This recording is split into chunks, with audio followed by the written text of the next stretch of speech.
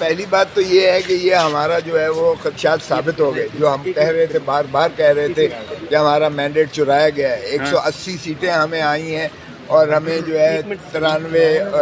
93 دی گئی ہیں، تو وہ بات تو ہماری ثابت ہو گئی۔ اب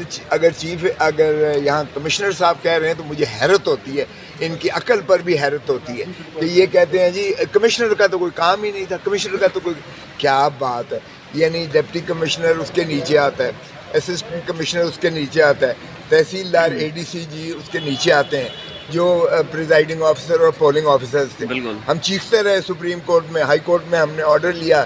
جسٹس باقر نجفی صاحب نے دیا کہ جی جوڈیشل آفیسرز کو جو ہے کیا ہے، سپریم کورٹ نے سسپینڈ کر دیا اس آرڈر کو اور کہا نہیں یہی ہوں۔ تو ان کا حشر دیکھ لیا آپ نے، جو ایڈمنسٹریٹو ہائرارکی سے جو لگتا ہے وہ کمشنر کے تابع ہوتا ہے۔ کمشنر ڈویژن کا جو ہے سربراہ ہے، اس کے نیچے ہوتے ہیں ڈپٹی کمشنر، اے ڈی سی نیچے ہوتے ہیں، اے سی نیچے ہوتے ہیں اس کے۔ تو جب ان کو بنایا گیا تھا ریٹرننگ آفیسرز، تو ریٹرننگ آفیسرز نے جو حشر کیا،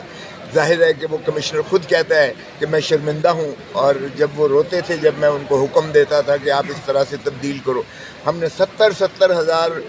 جو ہے ووٹ کے سے جیتنے والوں کو ہم نے ہرایا، اور میں